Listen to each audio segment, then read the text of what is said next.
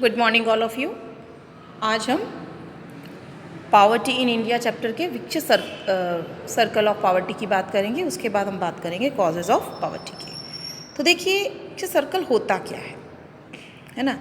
तो vicious circle of poverty employs a circular operation of forces tending to act and react upon one another in such a way as to keep a poor country in a state of poverty. The vicious circle shown, देखिए क्या होता है कि लो productivity है, ये एक circle है जो चलता रहता है। ठीक है, तो फर्स्ट सर्कल की मैं बात करूँगी। जैसे समझ लीजिए कि मेरा सर्कल जो शो कर रहा है वो लो प्रोडक्टिविटी को शो कर रहा है। ठीक है, अगर लो प्रोडक्टिविटी है इट मीन्स क्या है, अगर आपने कम उत्पादन किया है, जब आपने उत्पादन ही नहीं किया, प्रोडक्शन ही नहीं किया, तो आपकी इनकम हो नहीं सकती। भाई आपके पास तो चीज़ है ही नहीं, बेची ही नहीं, आपने बनाई ही नहीं, बेची ही नहीं, तो आपके पास इनकम नहीं आ सकती ना। तो लो प्रोडक्टिविटी है, लो प्रोडक्टिविटी के साथ आपकी इनकम भी क्या हो जाती है, लो हो जाती है। अगर आपके पास इनकम ही नहीं है तो आप बचाओगे क्या, तो आपकी सेविंग क्या हो जाती है, ऑटोमेटिकली कम हो जाती है। तो लो प्रोडक्टिविटी के साथ में आ गया आपका लो इनकम। लो इनकम है तो सेविंग भी आपकी क्या हो गई, लो हो गई। और सेविंग ही नहीं है तो इन्वेस्टमेंट होने का प्रश्न ही नहीं उठता, तो आपका इन्वेस्टमेंट भी क्या हो जाएगा, लो हो जाएगा। इन्वेस्टमेंट नहीं करोगे तो कैपिटल फॉर्मेशन तो नहीं होगा ना, तो क्या हो जाएगा, कैपिटल डेफिशिएंसी हो जाएगा। देखिए अभी कोविड के अंदर हमने क्या किया था, कुछ प्रोडक्शन तो था नहीं, बंद पड़ा था, तो लोगों के पास इनकम नहीं थी, इनकम भी नहीं थी, खाना तो चाहिए ना, कंजप्शन तो था ना, तो सेविंग्स तो हो ही नहीं रही थी। जब इनकम ही नहीं है तो सेविंग कहाँ से होएगी। ठीक है, तो इन्वेस्टमेंट भी नहीं हुए क्योंकि सेविंग नहीं थी, इनकम नहीं थी तो सेविंग नहीं थी, सेविंग नहीं तो इन्वेस्टमेंट भी नहीं, इन्वेस्टमेंट नहीं था तो कैपिटल फॉर्मेशन हुआ ही नहीं। आज जो हमारे हालात हैं इंडस्ट्रीज़ के वो बहुत ज़्यादा पुअर है क्योंकि कैपिटल फॉर्मेशन नहीं हुआ, क्योंकि इन्वेस्टमेंट नहीं हुआ। लोगों के पास पैसा ही नहीं है तो इन्वेस्टमेंट करेंगे कहाँ से। तो इन्वेस्टमेंट नहीं है, कैपिटल फॉर्मेशन नहीं हुआ है, इस कारण प्रोडक्टिविटी क्या हो गई है, लो हो गई है। फिर से सर्कल चलेगा, लो प्रोडक्टिविटी के कारण इनकम नहीं मिलेगी, इनकम के कारण सेविंग्स नहीं होगी, इन्वेस्टमेंट नहीं होगा, कैपिटल फॉर्मेशन नहीं होगा। इसको अगर मैं दूसरे तरीके से देखूं, अगर लो प्रोडक्टिविटी है तो लो इनकम है, लो इनकम होगी तो आप डिमांड करोगे क्या। जब आपके पास पैसा ही नहीं होगा तो आप कैसे डिमांड करोगे किसी भी चीज़ की, आप डिमांड करोगे ही नहीं। तो लो प्रोडक्टिविटी के साथ low income, low demand, low investment and वही कैपिटल डेफिशिएंसी आपकी आएगी और फिर वो सारा सर्कल चलता रहेगा। अगर सेविंग नहीं तो डिमांड, डिमांड नहीं तो सेविंग नहीं, सेविंग नहीं तो इन्वेस्टमेंट नहीं, इन्वेस्टमेंट नहीं तो कैपिटल फॉर्मेशन नहीं, कैपिटल फॉर्मेशन नहीं तो आपका प्रोडक्शन भी ठप पड़ जाएगा। तो ये था सर्कल ऑफ पावर्टी जो चलता रहता है, इसको तोड़ना होगा हमें। चलिए, तो अब मेन रीज़न क्या है, तो रीज़न जानना पड़ेगा ना हमें कि पावर्टी के रीजंस क्या है, गरीबी के कारण क्या है। देखिए बेसिकली तो इसके तीन जो मेन फैक्टर्स हम बात करें तो वो तीन हैं। Low level of economic development, extreme inequalities of income and assets. Still अभी तक मतलब हम इक्वालिटीज़ नहीं ला पाए हैं। एंड जो थर्ड मोस्ट इम्पॉर्टेंट तीन कारणों में से एक है वो ग्रोथ ऑफ पॉपुलेशन। ऑब्वियसली किसी एक परिवार में 4 लोग रह रहे हैं और एक परिवार में 10 लोग रह रहे हैं, तो कौन सा जो परिवार है वो ज़्यादा ग्रोथ करेगा। ऑब्वियसली जो 4 मेंबर्स वाला है वही करेगा ना, क्योंकि उसके जो पीपल हैं वो कम हैं, कमाने वाले तो नॉर्मली उतने ही होते हैं, तो सबकी ज़रूरतें पूरी करना मुश्किल होगा बड़ी फैमिलीज़ में। अगर कमाने वाले ज़्यादा हो कि 10 लोग रहते हैं और 10 के 10 कमाने वाले हों तो वो बर्डन नहीं है, वो पॉपुलेशन हमेशा अच्छी पॉपुलेशन कहलाती है। लेकिन अगर 10 लोगों में से कमाने वाला एक ही हो तो वो पॉपुलेशन हमारी लाइबिलिटी बन जाती है, वो हमारी एसेट्स नहीं बन पाती। Okay, now come to the main topic, causes of poverty. ये तो मेन टॉपिक्स थे, मेन पॉइंट थे जिसे हम गरीबी के मेन कॉज बोल सकते हैं। आगे हम जो अदर पॉइंट्स हैं उनकी बात करेंगे। तो सबसे पहला उसमें कारण आता है under development of the economy. ठीक है ना, चाहे वो फिजिकल रिसोर्सेज से ले लो, चाहे वो नेचुरल रिसोर्सेज से ले लो।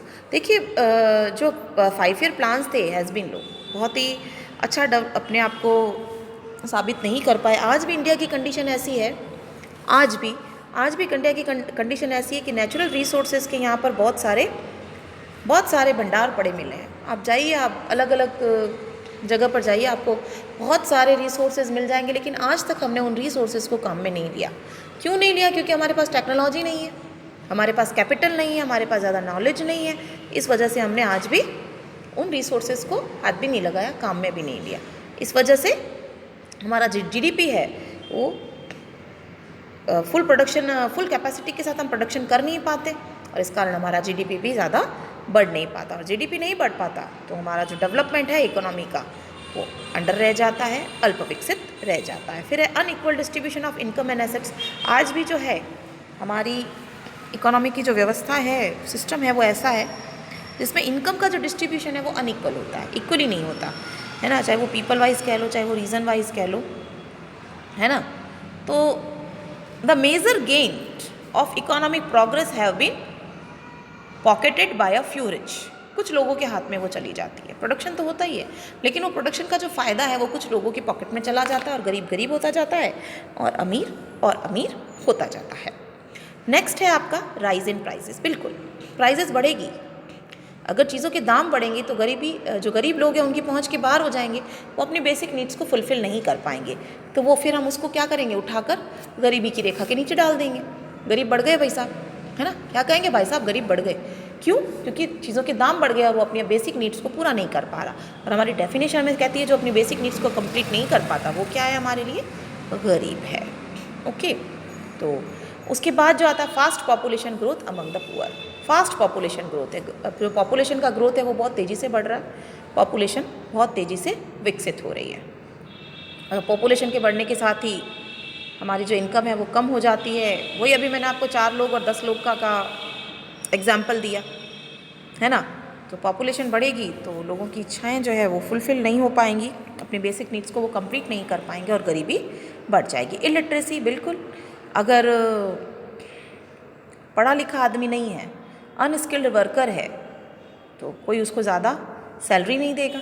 और अगर इलिटरेसी गाँवों में है तो वो न्यू मेथड्स कल्टीवेशन के यूज़ नहीं करेगा, तो क्या होगा, उसका ग्रोथ होगा ही नहीं ना। अभी अब मैं रूरल एरिया की बात करूँ तो अगर पढ़ा लिखा इंसान नहीं है तो वो टेक्नोलॉजी को अडॉप्ट करेगा ही नहीं, और करेगा भी तो उतना एफिशिएंसी के साथ उसको यूज़ नहीं कर पाएगा क्योंकि उसको समझ नहीं पाएगा। और अर्बन एरिया की बात करूँ तो अगर स्किल्ड लेबर नहीं है और तो एम्प्लॉयर जो है उसको इतना सैलरी नहीं देगा, इतना ज़्यादा वेजेस उसको नहीं देगा, और उनको क्या होगा, स्लम एरिया में रहना पड़ेगा, है ना।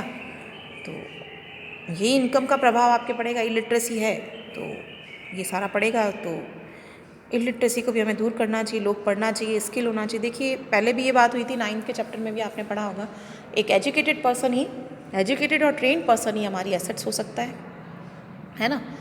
तो इलिटरेसी भी एक कारण है पॉवर्टी का। फिर है आपका अनएम्प्लॉयमेंट एंड अंडर एम्प्लॉयमेंट। देखिए हमारे यहाँ मोस्टली रूरल पीपल है, most of the rural poor are either disguisedly unemployment और suffer from seasonal unemployment. Okay, तो डिस्गाइज्ड अनएम्प्लॉयमेंट बात हो चुकी है हमारी। डिस्गाइज्ड अनएम्प्लॉयमेंट क्या है, वही जहाँ पर लोगों की ज़रूरत 5 है लेकिन वहाँ 10 लगे पड़े हैं, प्रोडक्शन तो उतना ही हो रहा है ना। तो वो डिस्गाइज्ड एम्प्लॉयमेंट से आज भी हम जूझ रहे हैं। सीजनल है क्योंकि एग्रीकल्चर को अडॉप्ट किए हैं, बहुत ज़्यादा जनसंख्या का बहुत बड़ा पार्ट है वो हमारा इस पर डिपेंड करता है। तो क्या हो रहा है कि उन लोगों ने एग्रीकल्चर को अडॉप्ट किया, और एग्रीकल्चर जो है पूरी तरह से हमारे यहाँ गैम्बल ऑफ मानसून है। मानसून आएगा तो बारिश आएगी तो पैदावार अच्छी होगी, नहीं तो नहीं होगी। तो पूरी तरह से अभी भी एग्रीकल्चर पर इरिगेशन पर डिपेंड नहीं हुआ है, अभी भी मानसून का जुआ है। इस कारण भी क्या हो रहा है आपके, ये पुअर्टी बढ़ती जा रही है। अगर अच्छी बारिश नहीं होती है तो नहीं होता। और फिर क्या होता है, उन्होंने अपने इनपुट्स जो होते हैं वो जो भी खेतों में इनपुट्स किए होते हैं वो नॉर्मली बैंकिंग से लोन न लेकर वो मनी लेंडर से लोन लेते हैं और डैप ट्रैप में फंसते चले जाते हैं, क्योंकि इनका इंटरेस्ट रेट इतना हाई होता है कि वो लोग उसको पे नहीं कर पाते, और पे नहीं कर पाते हैं तो डैप ट्रैप में फंसते जाते हैं, सुसाइड जैसी और प्रॉब्लम आती है। उसके बाद में आता है सोशल कॉजेज़। सोशल कॉजेज़ भी बहुत है, गरीब बेचारा कहाँ से लाएगा। सुनने में आता है ना कि शादी का खर्चा इतना है, कोई डेथ हो गई तो इतना खर्चा करो, किसी का जन्म हुआ तो इतना खर्चा करो, है ना, किसी का मायरा है तो इतना खर्चा करो। बंदा गरीब है तो कहाँ से लाएगा, अच्छा आपके पास नहीं है पैसे तो भी आपको करना पड़ेगा। ऐसे हमारे सोशल कस्टम्स हैं, है ना, तो ये हमें करने पड़ते हैं। फिर क्या होता है, जो फेस्टिवल्स हैं, नहीं हमारी कंडीशन है फिर भी खर्चा करो, मतलब ये ऐसी साइकोलॉजी है, हमारा सोशल कस्टम है कि करना ही पड़ता है। जब करना ही पड़ता है तो कैसे करेगा, किसी के पास पैसा नहीं है वो उससे उधार लेगा मनी लेंडर से, और कि भाई उधार लिया है लेकिन इनकम तो नहीं बढ़ी ना उससे, तो क्या हुआ, क्या हुआ, वो ट्रैप ट्रैप में फंसेगा बस, और क्या होगा, है ना। कास्ट सिस्टम कह लो, जॉइंट फैमिली सिस्टम कह लो, रिलीजन नेचर कह लो, है ना, ये सारी चीज़ें, इन सब का रिजल्ट क्या होता है, people regard poverty as good given, thus the very spirit of hard work is lacking in Indians. Okay, and last cause है वो है political causes. Political structure in the country is also regarded as one of the cause responsible for the incidence of poverty in the country। देखिए, हम जब colonial नहीं हुए, हम किसी के गुलाम नहीं थे, बहुत अच्छी पॉलिसी थी हमारी, रेशम का और सूती वस्त्रों का उद्योग बहुत अच्छा चलता था, मसालों का उद्योग भी बहुत अच्छा था, हैंडीक्राफ्ट के बनाए हुए चीज़ों की धूम थी पूरे वर्ल्ड में, हमारी इंडिया का अच्छा ट्रेड था दूसरे देशों के साथ। लेकिन जैसे ही हम ब्रिटिशों के गुलाम हुए, ब्रिटिश आए, उन्होंने हमारे टेक्सटाइल को और रेशमी वस्त्रों के उद्योग को ख़त्म कर दिया। ओके, अब जैसे ही उन्होंने इसको ख़त्म किया, हमारी इकोनॉमी टूट गई, इकोनॉमी टूट गई। ओके, तो इकोनॉमी टूट गई तो हम लोगों को फिर से उस गरीबी से बाहर निकलने के लिए अभी तक भी समय लग रहा है, और पुअर ने बहुत सेक्रीफाइस किया है, इंटरेस्ट चुकाते रहते हैं वो, है ना। तो ये थे हमारे इसके कॉजेज़।